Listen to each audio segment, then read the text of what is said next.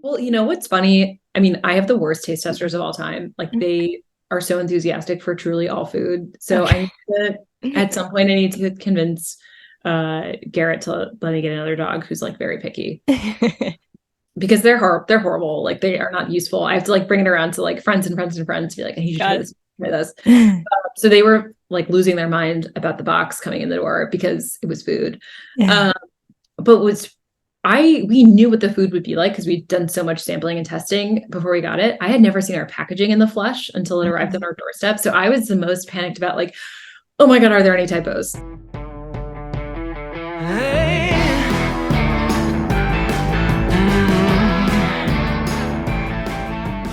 Hey, everyone.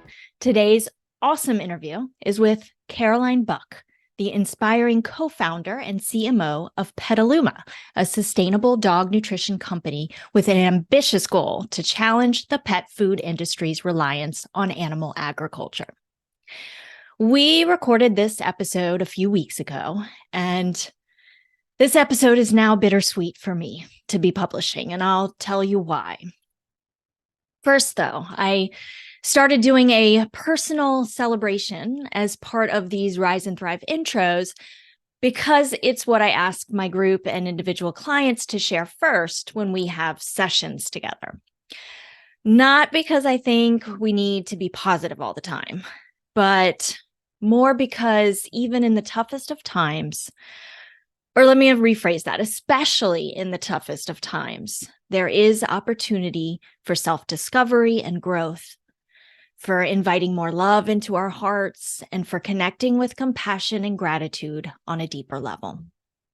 I really believe that it's absolutely okay to not be okay sometimes, to feel the, quote, negative emotions and to be with them without judging ourselves or shoulding ourselves. So today I am celebrating 15 incredible years with my beloved dog, Shy, and for the immense love and support I've received from my partner, my family, my friends, and my community, which includes you, Rise and Thrive listeners, since she left her body on Friday, November 10th. I want to read to you what I wrote shortly after her death. I'm writing to share one of the toughest moments in my life. On Friday morning, my baby fell very ill, and after rushing her to the vet, then to the neurologist, and finally to the ER, Shy left her body with me by her side, stroking her beautiful little head. Shy was my everything. My whole world revolved around her badass, spunky self. She was my significant other for the last 15 years. She was the light of my life. She was my plus one. She was my teacher, my coach, and my best friend who gave me so much love and brought me so much comfort. She was my ride or die. She rode with me everywhere up until the day she couldn't anymore.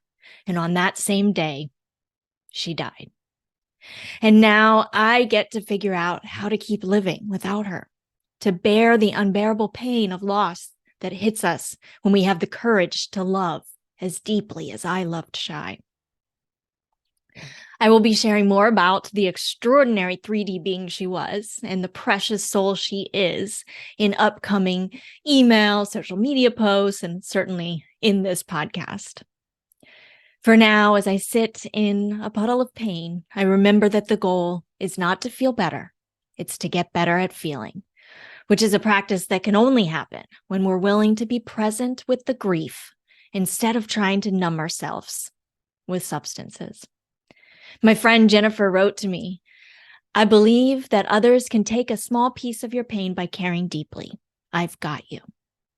Wow.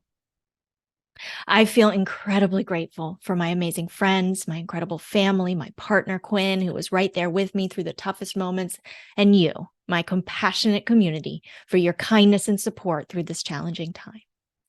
I take some solace in my belief that Shy and I are quantumly entangled forever, that her soul lives on, and that I will be with her again one day. With love and gratitude, Ella. So now you see why this episode is bittersweet. And my hope in sharing about my own grieving experience is that I can help others with theirs.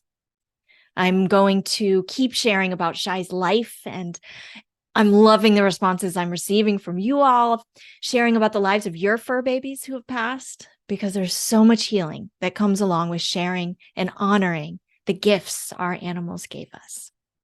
So please make sure you're following me on Instagram at SexyFitVegan and at Ella Majors, and that you're signed up for my email newsletter, which you can do on ellamajors.com. The link's in the show notes. So with that, let's get to it. Caroline has such beautiful energy and a huge heart and so much knowledge and experience. So I'm super excited for you to listen to this episode. And I love how at Petaluma, Caroline is focused on building the most trusted brand in the plant-based category with evidence-based nutrition, verifiable sustainability credentials, and myth-busting common misconceptions about our omnivorous best friends. All right, you guys, let's do this. Hey, Caroline, so great to have you. Thank you so much for having me on. Yeah, it was so interesting. So I am in a new relationship, and I just went to visit him and his family in Austin, and come to find out his mother, I had not mentioned you or Petaluma, but his mother is exploring vegan or plant-based dog food for their German Shepherd, and she had just ordered and got in Petaluma. and he's loving it. Guinness is the dog. That's incredible. Yeah, he's a little older. And you have a senior formula? I do. Yeah, we have an adult and a senior one that just launched. Yes. Well, she got that. And they are loving it. I know. I was like, no way. I'm about to interview Caroline on the show. It was so interesting. Wow, that's such kismet. Yeah. I think I would be so starstruck if that ever happened. That has not happened to me in the wild, where like someone doesn't know about me and Petaluma, and then I see Petaluma in their house. Like I would be shell shocked. Like we're still like tiny and young enough that would be, oh my gosh, that's so cool. Thank you so much for doing that. Yeah, I thought you'd enjoy that. But I do want to start somewhere kind of a little different, which is the place I'm enjoying starting lately. So my first question to you is, beyond the bio and all the accomplishments and accolades, who is Caroline Buck? I don't know why it's so hard to answer questions like this, because I don't know, especially when you're, as you know, like when you're doing entrepreneurial things, it feels like you're talking about yourself all the time, even when you're talking about other people. Like I feel like I should have a very like ready to go answer. Yeah. But I think like at my core, I'm a very curious person. I think I've always been like curious, bordering on like nosy. Like I want to know why things are how they are, which I think has propelled me in a lot of different directions in life. It definitely led me to veganism, of like, why am I doing things a certain way? Why do I have these like patterns? And it's definitely, I think, it's been a slow journey to do something entrepreneurial, but I think ultimately that like curiosity of like, but why not? But why not this? Why not this? And definitely led me into the world of marketing. So I think I'm a pretty like inquisitive person, and like need to know why things are. I'm very curious about how people think about things. And then I wouldn't have to call myself this, or I would not have been able to authentically call myself this until like 6 or 7 years ago, but I'm definitely a huge animal person. I was a dog person and like, cat and rabbit and horse person, but couldn't authentically probably call myself an animal lover until switching my diet around, but have always been very like in tune with the emotions of whatever animals in the house. They have always been a huge comfort to me, and I love taking care of animals.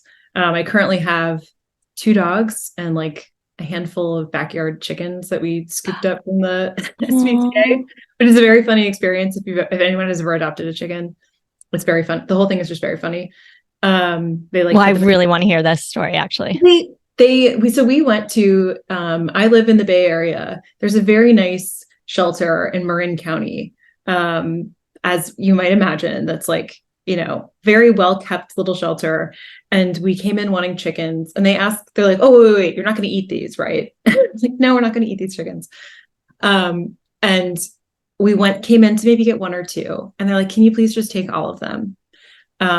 So we just took all of them and just put them into a dog carrier and brought them home. And it was just, the whole thing was so funny. If you've adopted a dog where you feel like you're getting like the Spanish Inquisition into like the keeping and caring of this dog and how much square footage of yard they have and your commitment to this dog. And then a chicken, they're like just double checking this chicken's not going to go to Popeyes, and then just like sending you on your way with extras out the door. Wow. It's just very funny.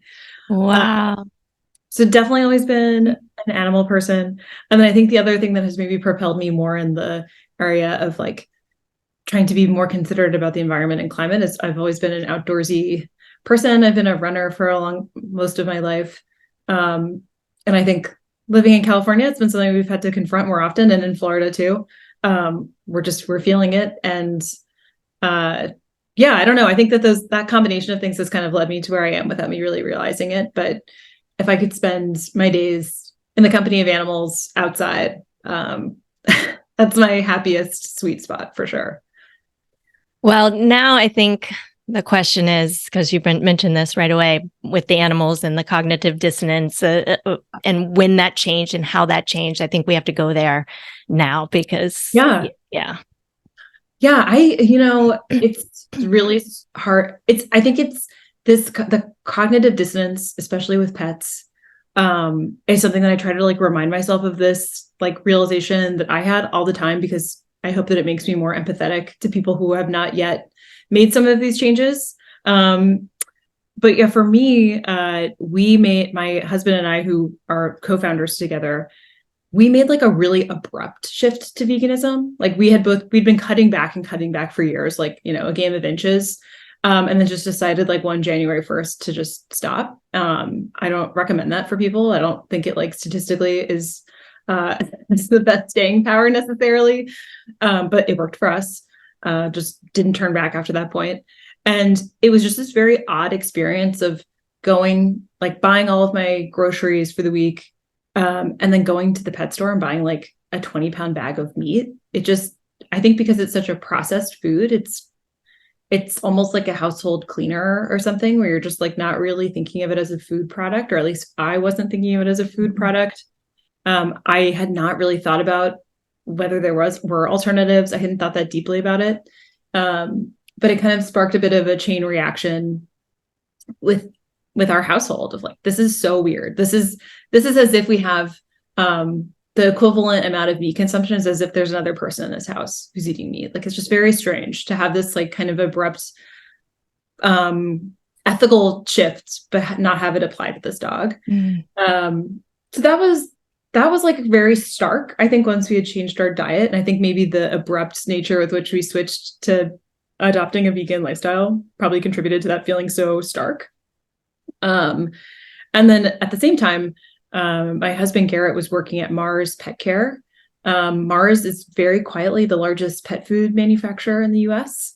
So most people know them as like the candy bar company, but they also have the largest veterinary clinics in the US. So they're a huge player in the pet world. And so he was being steeped in the world of animal nutrition and veterinarians, and knew from his experiences with them that plant-based diets and alternative diets are very, very possible and very feasible and commercially produced. And it was kind of this interesting mixture of things that was like, okay, we need to address this like extreme cognitive dissonance of feeding animals to our animal. And like, this is possible and this is interesting. And I'm not sure why that marketing message hadn't reached me previously. So that was kind of how it all kind of came together around the same time. And also I've had many experiences prior to being vegan where I took my dog to more rural places and he would interact with farm animals, and I felt so weird about it. Like, it would just linger with me for forever of like, these animals have equivalent, if not greater intelligence than my dog. And this is just so strange. And I've really put this out of my brain for a reason that I need to think about more deeply. Wow. That's so interesting. All of that is so interesting. Let's talk about the dog food industry for a moment. And what are the reasons the dog food industry, as it is now, is so problematic? I mean, from every angle. Yeah, it's a really interesting, wacky industry. It hasn't existed for a ton of time, like turn of the century era. And it has served historically as a place to put things that humans don't want to eat. So that has meant all kinds of ingredients and proteins over time, but has served as a place for byproducts, for waste, for dead, dying, and diseased animals, or just for like animal parts that just are not marketable to humans, like chicken feathers and all kinds of things that get ground up and put into pet food.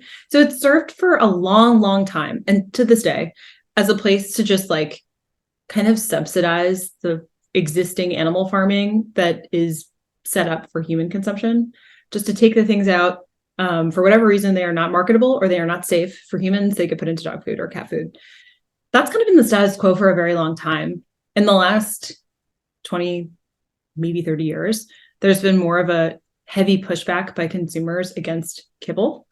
And that has led to the rise of like farmer's dog and these fresh frozen foods that are marketing human grade ingredients.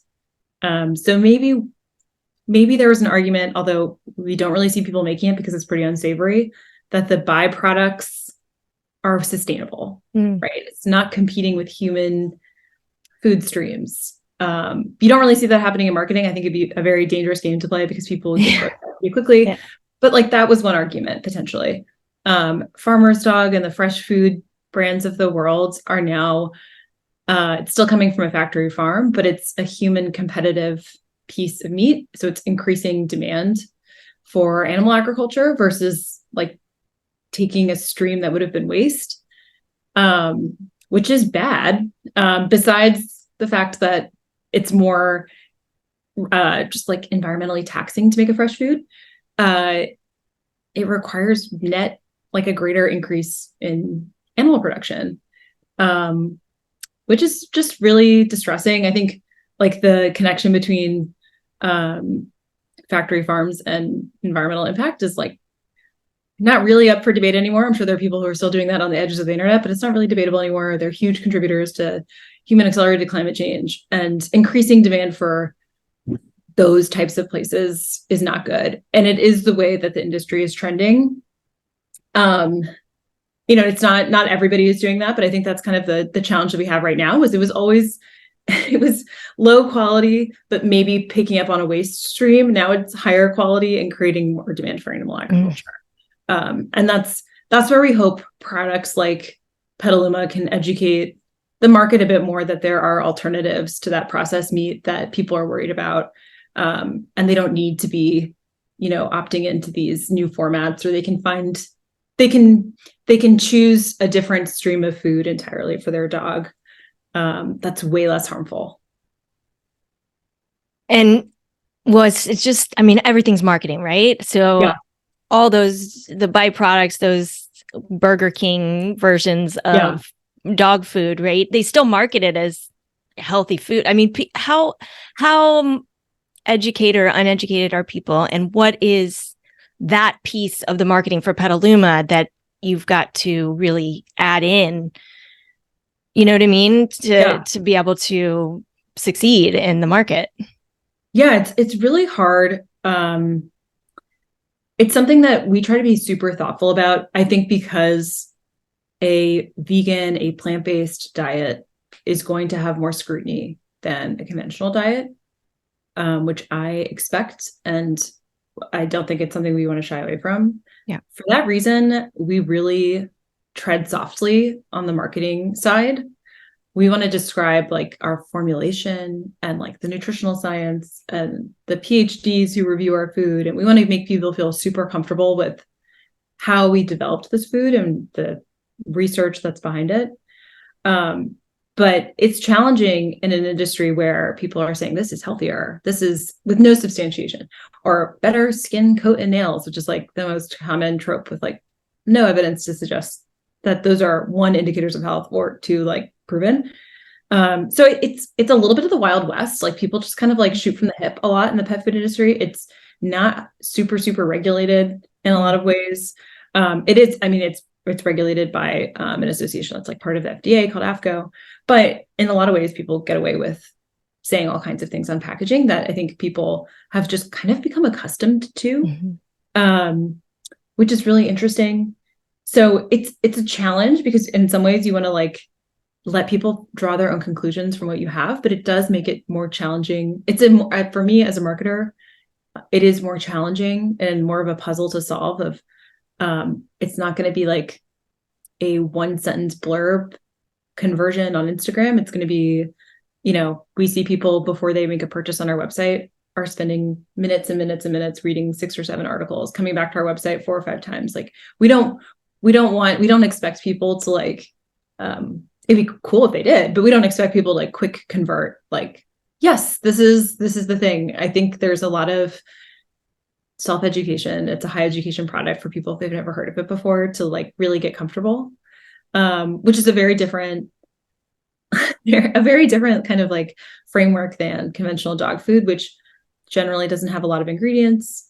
And they're just like, it's chicken and rice and, trust us because we're Purina is kind of all they have to do.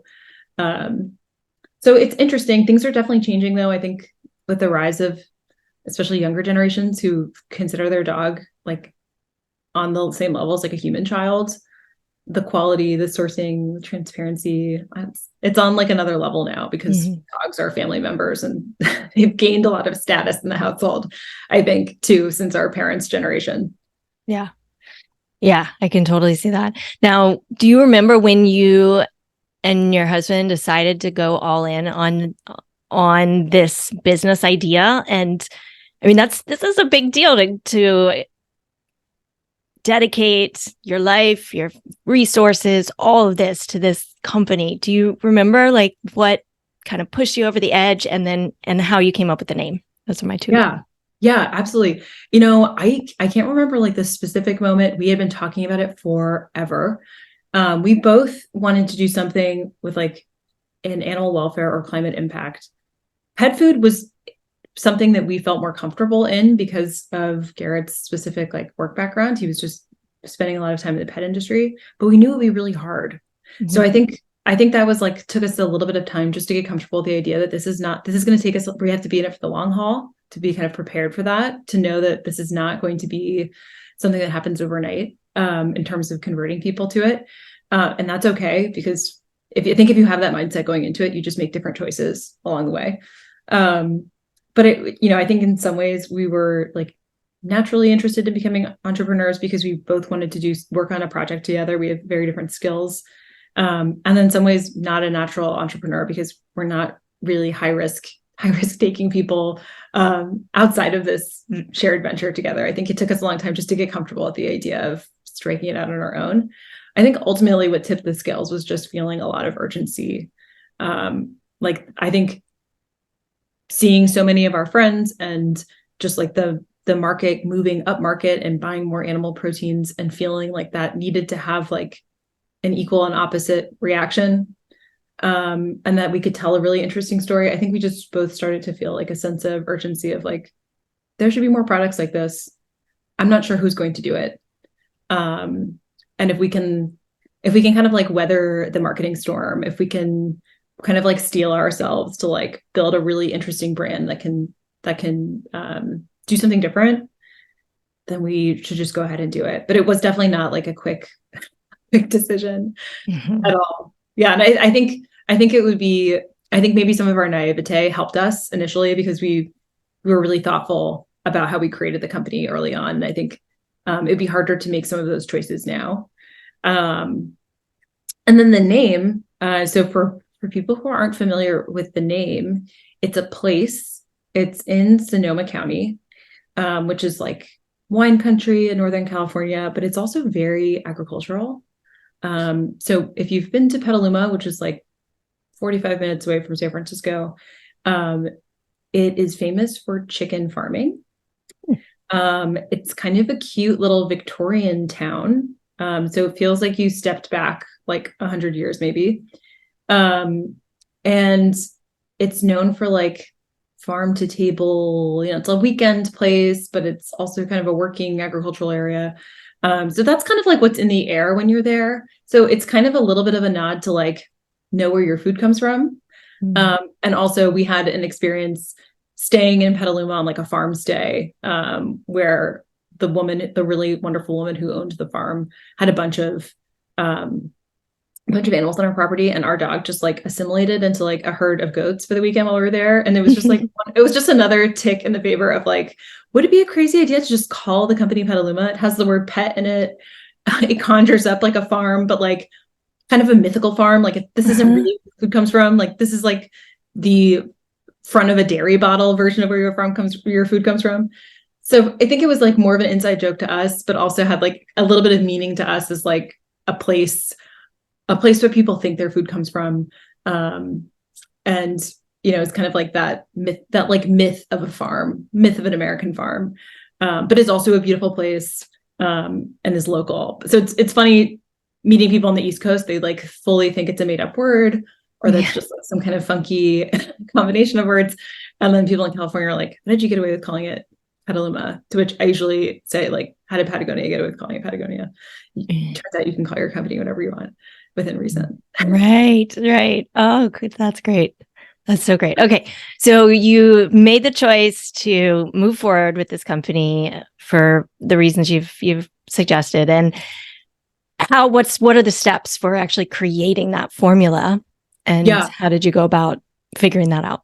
Yeah, that was definitely that was the longest piece. It was something we did a lot of upfront just testing and surveying of people to hear what are plant ingredients that you think your dog likes? What are plant ingredients that you know to be healthy? What flavors does your dog like? There's some of that just like consumer testing, which led us interestingly to peanut butter. Peanut butter is one of the main flavors in our food.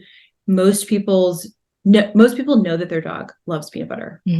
Most dogs love peanut butter. It's a plant protein. Most people, I think if you put like peanut butter in your smoothie, you're not like, oh, I had a vegan smoothie today. You're like, no, I had a peanut butter smoothie. So I think that was an interesting place for us to just kind of get a sense of like, we have dogs that will literally eat every vegetable under the sun. So if we were to survey a few hundred people, I'd be curious to understand like the flavors that people are looking for. But on the science side, it's really interesting. You can form with just like the various combinations of proteins and whole grains and legumes and healthy fats. Like you can build really interesting nutritional profiles that if you were to submit, a sample of Petaluma and a sample of maybe another baked food that has a similar, like, let's say macro profile to a lab, I don't know that they could really distinguish them. They'd have similar percentages of protein, of fat, of carbohydrates. And that was our goal in formulation. So we worked with, we had one lead veterinarian formulator who has worked in commercial dog food manufacturing for decades. And then we also consulted with PhDs in animal nutrition, which is interesting because it's so different from human nutrition. Like it's a very, very small number of them in the US. It's a challenging degree to get. So we consulted with them too, just to ensure, we wanted to get feedback from all sides to ensure this diet is accounting for having really high digestibility, which is a concern that sometimes people have with plant-based diets, to ensure all the amino acids are there, synthetic vegan vitamins are included to just ensure that that's all available to the dog through diet. So it took us a really long time to both cross our T's and dot our I's on the science and formulation side to make sure that we had a profile that we felt really good about. And then we ultimately decided to bake our food, which has been kind of the biggest hurdle, I think, in our business so far. There are not very many bakeries in the US that make pet food. There's a lot that make treats. So it's becoming a more popular format because kibble kind of has this negative rap. It's really not deserved on the plant-based side. Like the problem with kibble, in my opinion, has everything to do with processed meats. But it is a format that's really nice from our perspective because you don't add any flavoring. You're not spraying on like a scent or palatant. That's what it's called. It just comes out of the oven smelling like the ingredients you put into it. Mm. And I think we made a choice early on to include as much organic as we could. And we wanted that to be visible to the customer. Like you open the bag, we wanted you to be able to see pieces of the ingredients and smell the peanut butter and kind of have the experience of the food be food. So it took us a few years to kind of like get that all really dialed in, where dogs loved it. Veterinarians were excited about the nutritional profile.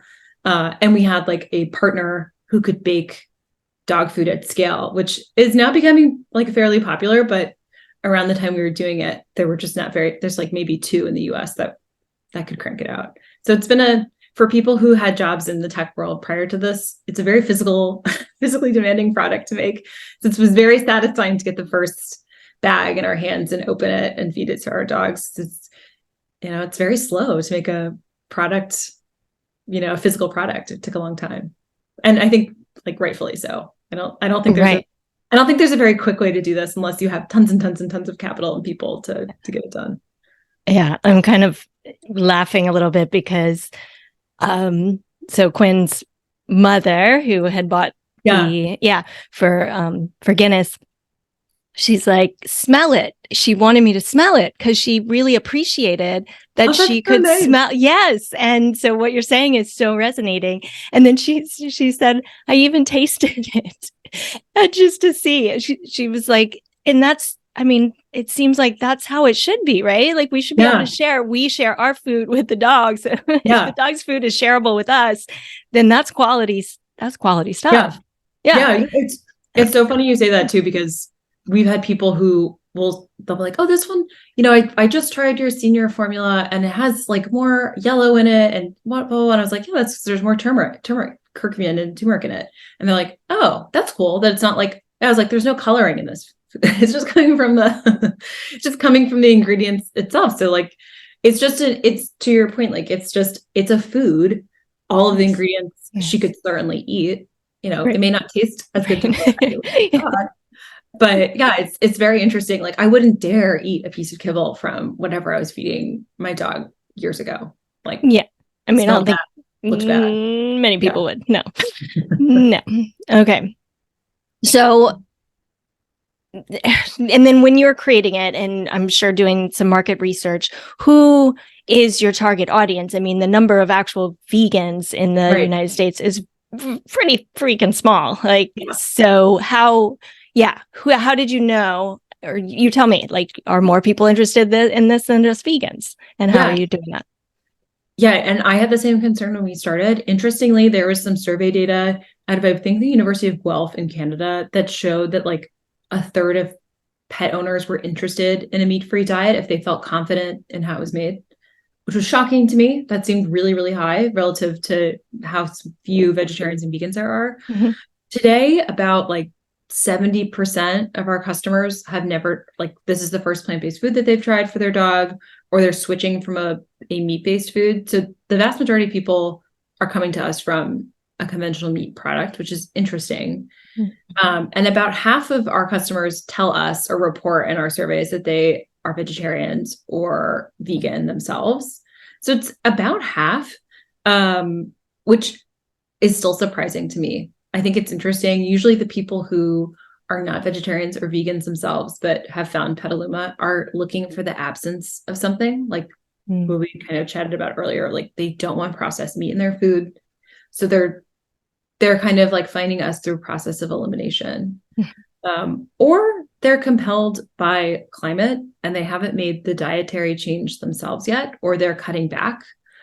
I think there's a lot of at least from some of the people I've spoken with, like there's a lot of like emotions and shame and feelings tied up in food. So sometimes people will like be slower. I'm making a big guess here, but just based on conversations I've had with folks, like it might take them a long time to get there with themselves, or they might take a while to break habits or make a big shift, or it feels really hard. Whereas like changing your dog's diet is relatively easy. And is one of those trade-offs you can make that's like not insignificant. So it's been really interesting to see that, like in general, most of our customers are not coming from another meat alternative. And for the most part, they are not vegetarians or vegans themselves, which I expect to I hope continues over time, because it gives me a lot of optimism that maybe they'll make some changes elsewhere too. Mm-hmm. Yeah, absolutely. When you brought the first batch home for your dogs, first, I want to hear about your dogs, who they are, their names, and all of that. And were you holding your breath? Like what was that like? Like hoping they're going to like it. What if they didn't? Well, what's funny? I mean, I have the worst taste testers of all time. They are so enthusiastic for truly all food. So I need to, at some point, I need to convince Garrett to let me get another dog who's very picky. Because they're horrible. They are not useful. I have to bring it around to friends and friends and friends to be I need to try this. So they were losing their mind about the box coming in the door because it was food. Yeah. But we knew what the food would be like because we'd done so much sampling and testing before we got it. I had never seen our packaging in the flesh until it arrived on our doorstep. So I was the most panicked about oh my God, are there any typos? Just the panic of I need to inspect every inch of this bag and make sure it looks the way that I want it to look when we submitted these designs 6 months ago. So it was more of we are still a very small team. And it was super, super gratifying to get it in. But yeah, I absolutely need another dog in my immediate network that is a picky eater. Very helpful. You got it. And tell us about your dogs. I have 2 dogs. One is 11. I've had him for 10 years. His name is Leo. He was described to me as a lab. He's not. He's 35 pounds. He's just a total mutt. He's just from the LA SPCA and has been the main character in my life the whole time I've had him. And then I have another dog named Oscar. I got him on Thanksgiving 4 years ago. I think he's 5 now, maybe turning 6. He was a stray dog in Mexico. He came to us really in bad shape. I think our first dog, Leo, I don't know what his backstory was, but he really slotted in to the comforts of home very quickly. Oscar was a little more of a slow build. He needed a kind of an extreme makeover for his hair, his fur, and he was very skittish and very scared. He's really been a late bloomer. He's very attached to me. And I found him in the shelter. It's called Family Dog Rescue. They're in Sonoma. They used to be in San Francisco. I found him because a friend of mine had sent me the link and was oh my God, this dog looks exactly like Leo. And I don't know what possessed me, but I just sort of immediately went out and adopted this dog. And didn't really think too much about it. I was just so they really are doppelgangers of each other. And they are a bonded pair. They sleep together. They are constantly playing with each other. It's very sweet. So I'm a huge softie. So I barely need a suggestion to have another animal in the mix. There always seems to be a foster or a babysat pet around. So I'm a very easy sell. I need to, keep my distance from adoption areas for that reason. But they're both great. I think daily outlets for us, especially now that we've been working from home for a few days, where it's really so nice. As you know, having a dog really establishes a routine that you never get out of, which is so nice. Yeah. Yeah. And what's your routine with your chickens, and how did you know what you were doing when they just sent you home, and were you already familiar with what they needed and getting a setup for them, and how did that all pan out? Yeah. Probably true to form for both Garrett and I's personalities. It was a COVID project that we were let's adopt some hens. Let's get some chickens in the mix. We have a little bit of space.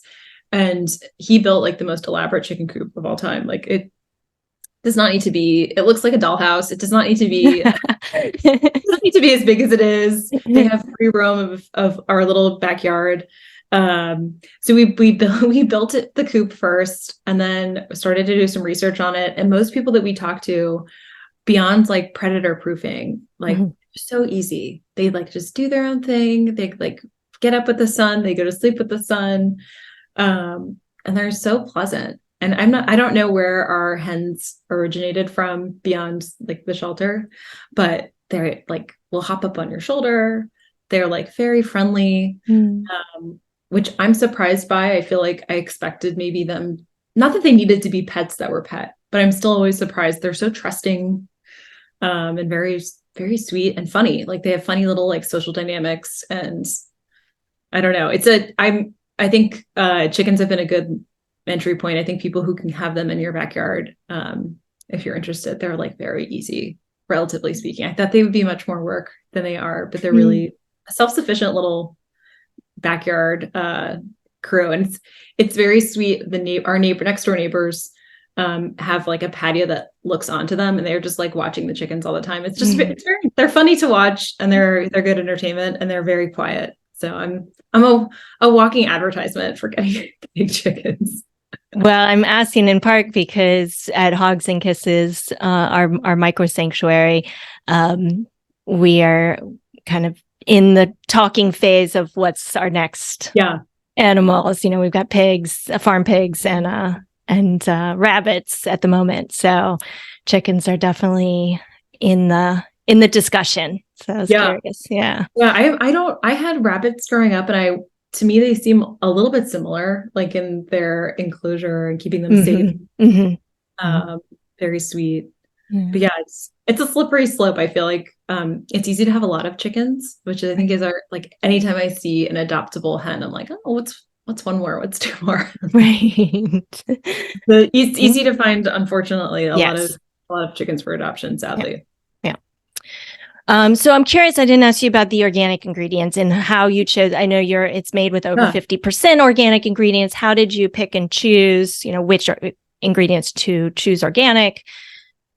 Yeah, absolutely. So organic is, to me, it's like a constant negotiation we have, because I think to a certain extent, even our customers who will tell us in surveys that they really value the inclusion of organic, they don't necessarily want to pay any more for organic, or there's a ceiling on that. So our initial interest in sourcing organic and including as much as we could was originally from a place of wanting to support healthier farming practices. So for reasons I'm sure like vast majority of your listeners know, like organic farming is better for biodiversity, it's better for soil health. It's also a lot better typically for farm workers who are physically applying pesticides, often by hand, which can be dangerous. So we set out to include as much as we could within reason. And then in terms of which ingredients we selected, it's kind of of course, always a question of cost. Sometimes there's just not a cost competitive organic alternative, or it's really hard to source. But in general, we were looking at how the ingredients are processed. So if a food is already going to be milled, or it's already going to have like a processing step, which is kind of, if our focus is eliminating exposure to pesticides, that is a kind of more sanitized product than, say, like chickpeas, which are coming to us fairly unprocessed. So if we buy organic chickpeas for that reason. Same with like flax, a lot of our whole grains, like we're using whole oats in our food. And that's a great one to buy organic if you can, because coming fairly unprocessed to a baked food, it's mixed in like you'd be making cookies. So if you can, it's a good one to reduce exposure to. So it's kind of a set of like principles guiding the selection. And we're always looking and keeping tabs on how those things shift over time as demand for organic agriculture goes up. I'm very hopeful that we can get closer and closer to a higher inclusion rate of organic. Interestingly, though, we could never, under the current guidelines, be a certified organic food. The USDA, who sets the organic program, they don't allow for some of the synthetic vitamin supplementation in products to be the organic label. So we use in our food L-carnitine, which is an amino acid. It's really important to have in your dog's diet, especially if it's meat-free. And it's currently not, in the current provisions, it's not permitted in dog food. So I think from like a marketing perspective, there's like, I think it would be challenging for us to get to a high enough inclusion rate to be USDA organic, but that's kind of not like the focus of why we're doing it. But it's kind of an interesting aside that like really only a meat-based food currently could be organic, certified organic. And it's something that we want to include as much of as we can while being mindful of like keeping this as affordable as possible, which is always a challenge when you're sourcing ingredients. Yeah, I can only imagine. that being that balance, just doing the best you can. And Yeah. yeah, with the price point and all that makes sense. Are there any particular questions or kind of objections that you get quite frequently that you are able to explain away? Like, I don't know. I mean, do people say, well, my dog is supposed to eat meat? Like, is that a big one, or are there other ones? Yeah, for sure. I think there's a lot of it's interesting because I try to stay in like a zone of empathy around this, because I think it's like really the cause of this is just dog food marketing for the last half century. Like, I don't know if people really have like interrogated why they feel this way, but I think for a lot of people, they have a knee jerk, like, but like dogs are carnivores, so they require animal protein in their diet. This is like abusive to not give them meat. That's like the most common like knee jerk. It's usually not people who are like likely to be Petaluma customers off the bat. Right. But I think what's interesting to me, there's a really great, a really interesting study that came out a few years ago. I think it was published in Nature, showing that like dogs' ancestors were basically plant-based, like because they evolved, are separated genetically from wolves, to live alongside humans. When we started farming, we were mostly eating plants, or plants made up the bulk of many diets in ancient human worlds. Dogs ate our scraps. And so if there was animal protein in the diet of the humans in that area, they probably weren't giving it to a dog. So they developed all these really interesting genetic adaptations. It's why dogs can digest carbohydrates, because they evolved to be able to eat what we ate, which is a really interesting story. It's not something you can tell like super quickly of like, they're not a carnivore, they're an omnivore, and also like their ancestors weren't either.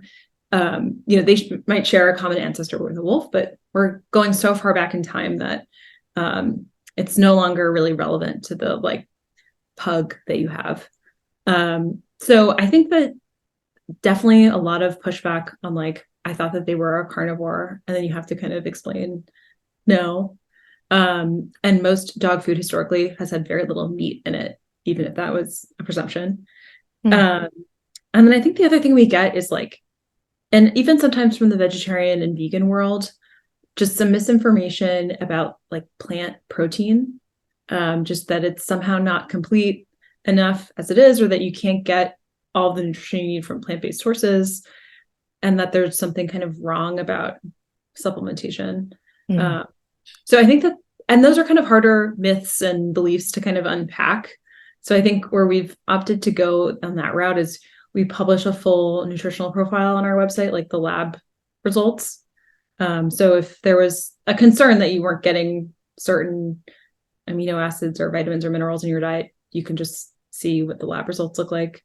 But I'm sure that's common across human foods too, of just, there's just some unpacking to do with plant proteins that people have some hangups, around, or thinking, just feeling nervous about it not having all the nutrition you need, which is definitely, of course, not true, but is a little bit harder to untangle than like an origin story myth. Yeah, that makes a lot of sense. All right. Now, I've also heard you say that the word vegan can be both helpful and hurtful when it comes to marketing. Do you use the word vegan in any of your marketing tactics? How does that come into play? Yeah, I've definitely gotten some heat from both sides before, and I'm open to this evolving over time, because I think that these things are changing all the time too. We lean more on plant-based, and my rationale is that I think that vegan in the consumer world has come to be associated with looking for the absence of something. So I want to make sure that this beauty product that I'm buying is vegan, or I want to ensure that this like coffee creamer is vegan. I do not want dairy in this, or I do not want animal-based ingredients in this. And my concern, I think initially, which, I think it's really too soon to say, this was an error on my part, or if people will nudge this way, is I didn't want to market from the absence of something for dog food, out of concern that it might present like that it felt like you were focused on removing something rather than focused on adding something, which is like maybe like a very slight distinction, but I wanted to talk about the plants. I think that one of the things that's a little bit different from us relative to the other meat alternative diets or meat-free alternatives on the market right now is we're not using meat analog flavors. We're not calling things like, chicken and rice or something, or a casserole, or we're not using like language to conjure up like a meat analog. We're really leaning into like sweet potato and pumpkin and peanut butter and flax and chickpeas. And we're trying to advocate for using those foods in your diet. So I think vegan is helpful in that it's shorthand. So if I was speaking, depending on the audience, like if I'm speaking to an audience within PETA or within Veg Out Magazine, or a place where people have already kind of gotten past the initial reaction, then vegan is so helpful because it's just shorthand with a group that already understands why you exist. I think with the larger markets, I've found it's just, even in conversations, it's just like a softer place to explain the plants. So all that said, I'm always happy to change course on it because I know people have big feelings about it. And I hope it's something that will change over time and that it can be a less polarizing term or a more helpful term to describe something as things shift a little bit. I'm with you. I think that makes a lot of sense. Plant-based just is more inclusive and allows people that are wanting to do more, but know that they're not ready to go, quote, all the way, to make a healthy, sustainable choice for their family, their pet family as well. So that makes perfect sense. All right. One more question. You are gifted a billboard. What do you want? You get to do whatever you want with that billboard. What do you do with that billboard and why? This is so hard. So I love the Oatly billboards around town that are like, usually saying something along the lines of like milk, but for humans. I think those are like, I love that they make fun of themselves. It's very lighthearted. I think I'd want to do something like your great grandparents, like your dog's great grandparents, like ate plants, like something like your dog is not a wolf. I think we're never a wolf. Something to try to just like normalize this is like, it's not a fad. It's not something really like woo-woo and strange. Like this is what dogs have been eating for centuries and centuries. And that like commercial diets changed what we fed them, not really. They are not like carnivorous wolves. So I think I'd want to do something like to kind of play on that and to try to like lean into the, like, I think there's a lot of, I sometimes joke that I feel like dog food is still like in its like Boy Scout era. Like there's always just like a wolf next to a stream, like catching a salmon or something. Which like, I don't know. I've never had a dog that can do that. I've never seen a dog do that.